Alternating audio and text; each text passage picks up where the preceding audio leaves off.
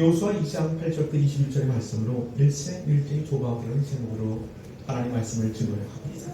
우리 제목 같이 말하죠. 일생일대의 조각. 일생일대의 조각.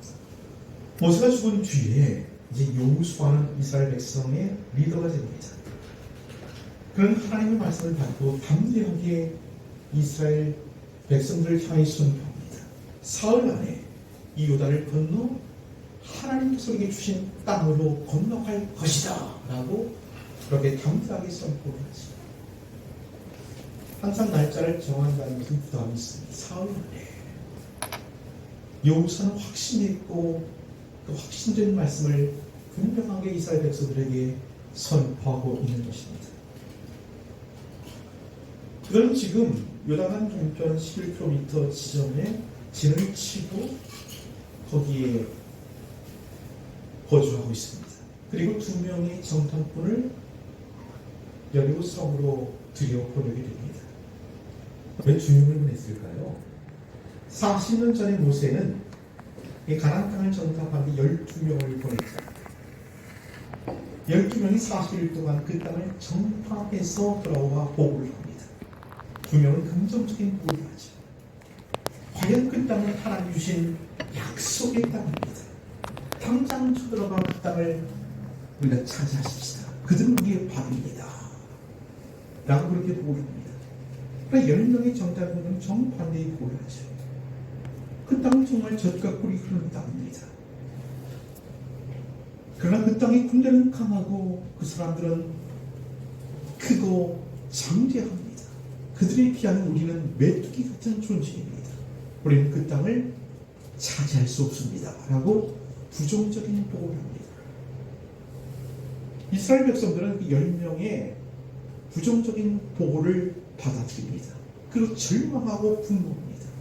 그리고 반역을 일으켜서 애굽으로 돌아가자고 시도합니다. 그 상황 속에 하나님은 진노하셨고 이스라엘 백성들에게 심판을 내리십니다. 40일 동안 가나안 땅을 정탐한 그 날수 1일을 1점으로 쳐서 40년 동안 그 땅, 그 미디안 광야를 배회하도록 하나님께서 심판하시는 것이죠. 그 사실을 여호수아는 너무나도 잘 알았어요. 왜 그럴까요? 그 12명 중에 한 명의 정탐꾼이 여호수아였기 때문에 그렇습니다. 그 긍정적인 보고를 했던 2명 중에 한 명이 여호수아였죠. 너무나 잘 알고 있었던 거예요. 10명을 보낼 필요가 없다는 사실을 그는 알았습니다. 믿음의 사람 2사람을 뽑아서 보냈던 것이죠. 사랑하는 여러분 기억하시길 바랍니다. 하나님의 일, 교회의 일은 다수결로 진행되는 것이 꼭 옳은 것은 아니죠. 하나님의 뜻 가운데 믿음으로 선택하는 것, 그것이 하나님의 일을 이루실 줄로 믿으시길 바랍니다. 2명의 정탐꾼이 여리고성에 들어가서 오늘 본문의 1절의 말씀을 보니까 기생 라합의 집에 들어갔다라고 그렇게 되어 있어요. 1절 말씀 다시 한번 읽어보십시다. 1절 시작. 눈의 아들 여호수아가 시팀에서 2사람을 정탐꾼으로 보내며 이르되 가서 그 땅과 여리고를 엿보라 하매 그들이 가서 라합이라 하는 기생의 집에 들어가 거기서 유숙하더니 그 정탐꾼들이 가서 라합이라는 기생의 집에 들어갔다. 라합이라는 여인의 이름이 나오고 그의 직업이 기생이었다라고 이렇게 기록하고 있습니다. 사랑하는 여러분, 라합이라는 여자를 아십니까? 성경인물 말입니다. 마태복음 1장에 보면 예수님의 족보가 나오는데 거기 특이한 점이 있어요. 우리 상식으로는 받아들일 수 없는 그런 사람들이 족보에 기록되어 있습니다. 그들은 여자였는데 3명입니다. 첫째는 누구죠?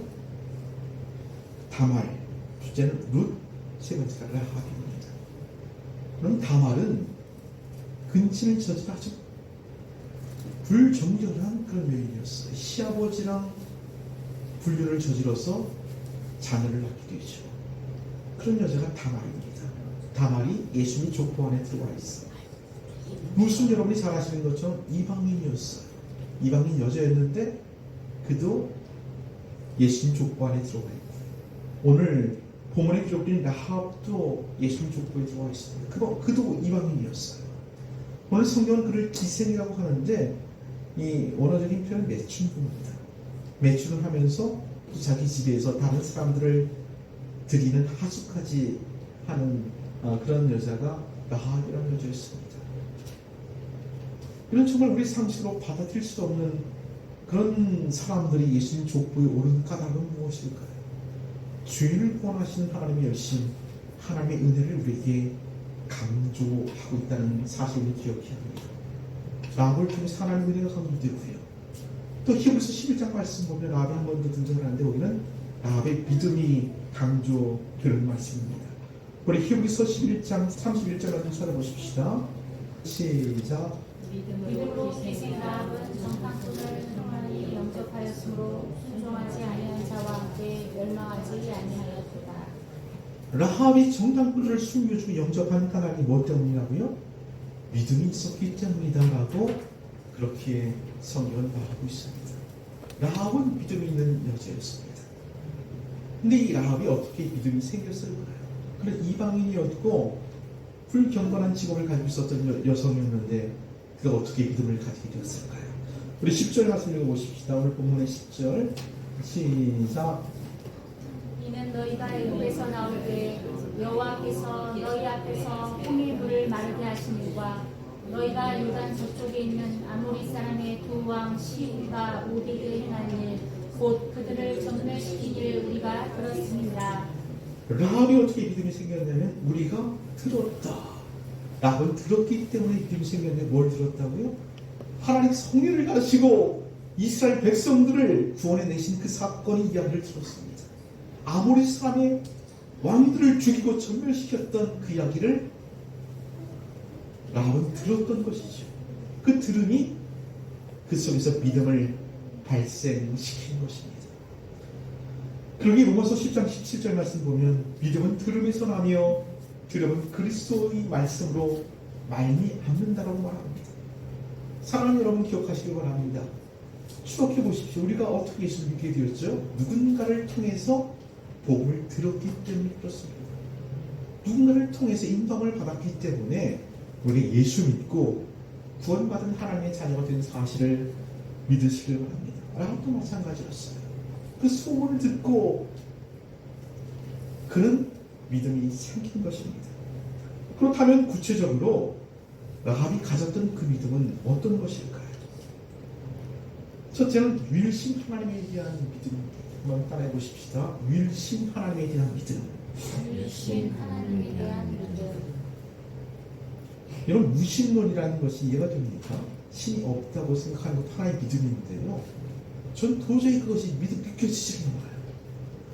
이 세상에 보이고 우리가 살아가는 천지가 우리 눈앞에 있는데 어떻게 신이 없다고 생각할 수가 있을까요? 이런 모든 것들이 자연적으로 우연적으로 어떻게 발생할 수 있다는 것이 상상이 갑니까? 저는 신은 반드시 있다고 믿거든요.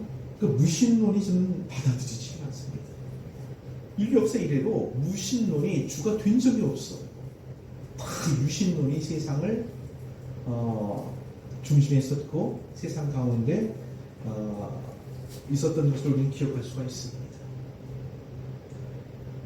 이 세상은 다 유신론을 인정하거든요. 근데 신이 있긴 있는데 굉장히 많다라고 생각합니다. 다신론이죠.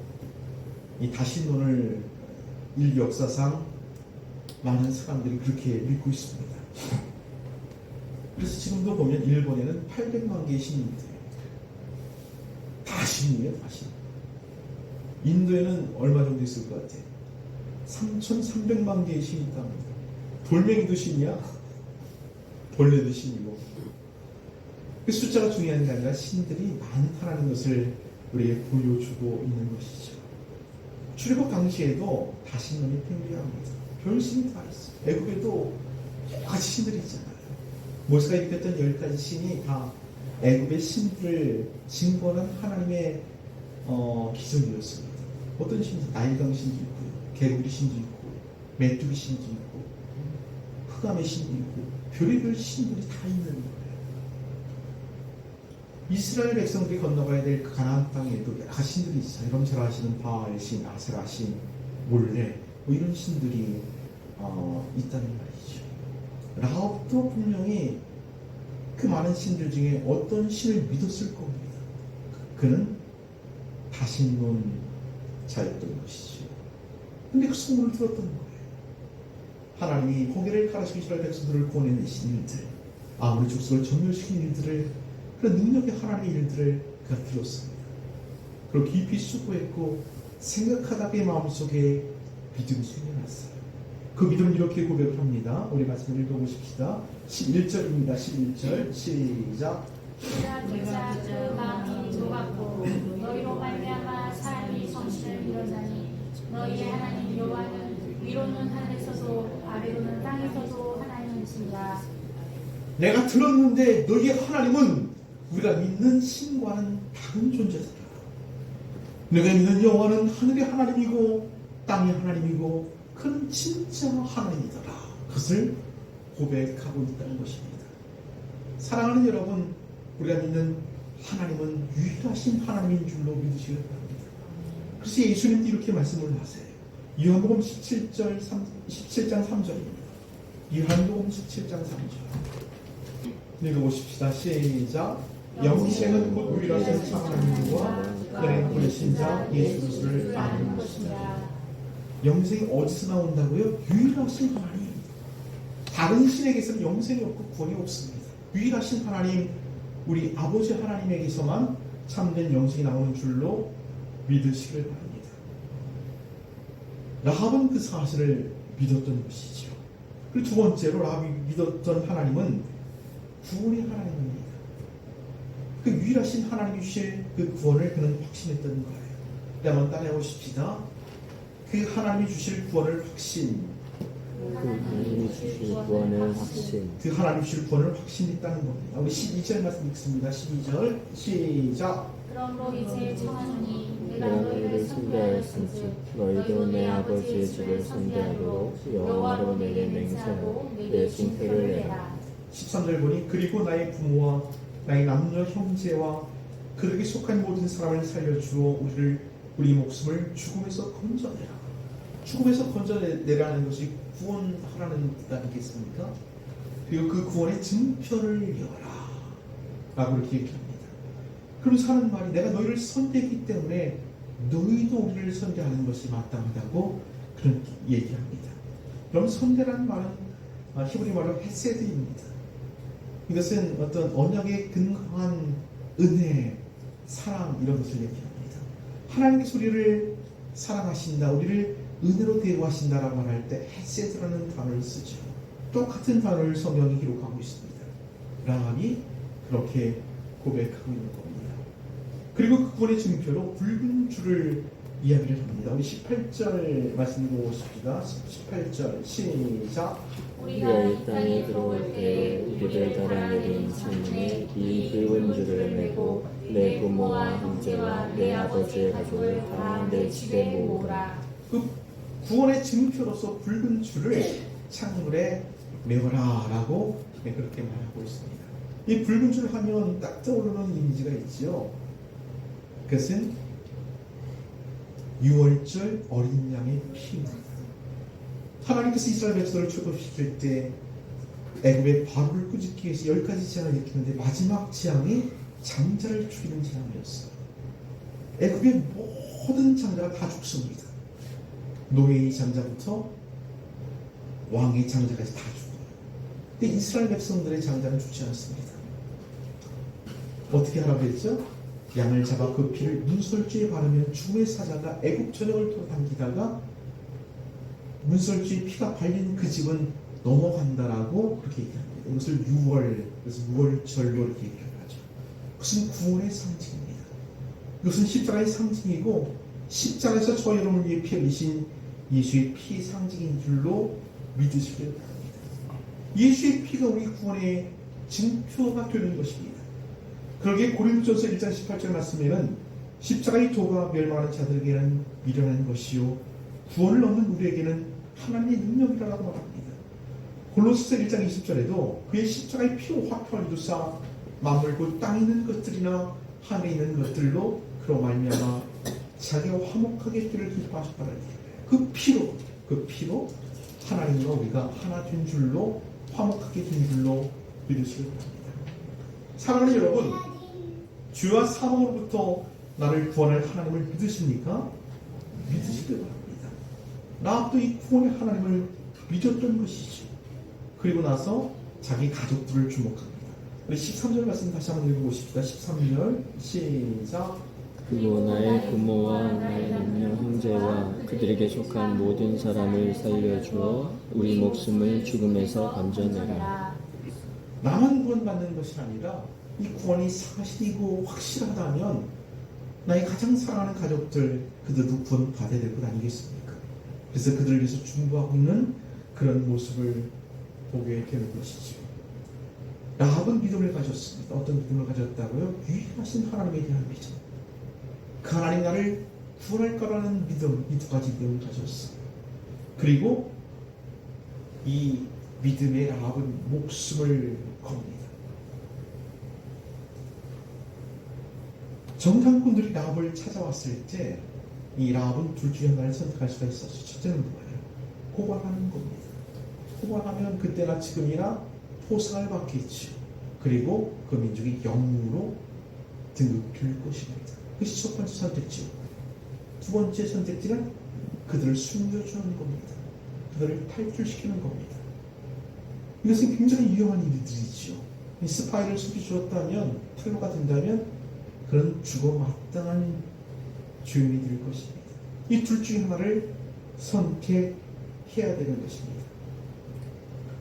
이 도박하는 그 영화들을 보면 막 그 도박판이 돌아가지 않습니까? 그럴 때 올인한 그때가 있어요. 올인. 모든 것을 다 걸 그때가 있는 것이죠. 그것이 그 도박꾼들이 나오는 영화의 클라이막스일 겁니다.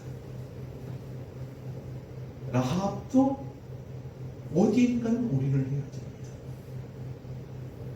고발해서 보상을 받든지 아니면 숨겨주고 목숨을 걸든지 둘 중 하나 올인을 해야 합니다. 라합은 자기의 목숨을 겁니다. 그리고 정탐꾼들을 숨겨주고 그들과 함께 운명 공동체가 되는 것이죠. 사랑하는 여러분, 하나님을 믿는다는 것은 인생과 영혼을 하나님께 예수에게 거는 작업입니다. 그냥 교회 다니는 것이 예수 믿는 게 아니에요. 그냥 시간 나면 예배 드리고 또 뭐 세상 사람들과 똑같이 살고 그런 것이 예수 믿는 것이 아니라고 성경은 말합니다. 성경은 분명히 얘기하는 거죠. 그래서 일생일대의 도박이다. 세상이 걸든지 하나님을 하신 예수에 걸든지 둘 중 하나를 선택하라고 성경은 말하고 있습니다. 여러분, 예수를 믿는다는 것은 그 어떤 다른 종류의 신앙과는 좀 다릅니다. 여러분, 불교의 신앙은 석가모니는 없어도 되거든요. 석가모니의 가르침만 있으면 됩니다. 그 가르침을 따라 나중에 도를 깨달으면 해탈해서 부처가 되는 게 그런 수행의 종류가 불교입니다. 그러나 기독교는 예수의 가르침만 있다고 존재하는 것이 아니에요. 이 성서만 있다고 존재하는 것이 아닙니다. 여러분, 기독교라는 존재는 2000년 전에 역사적으로 이 땅에 살았던, 팔레스틴에 살았던 한 예수라는 인격체에 운명을 거는 거예요. 여러분, 이것을 쉽게 생각하지 마십시오. 그게 믿겨지쳐요?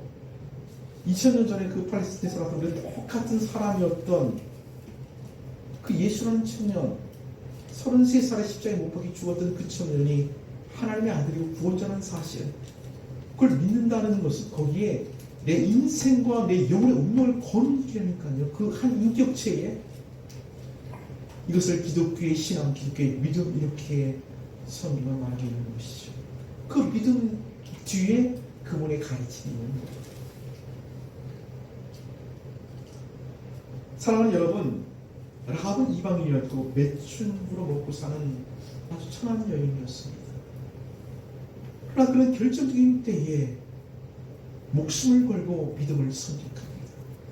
그래서 그는 구원받았을 뿐만 아니라 성경에 기록된 하나님의 사람으로 남아있는 것이지요.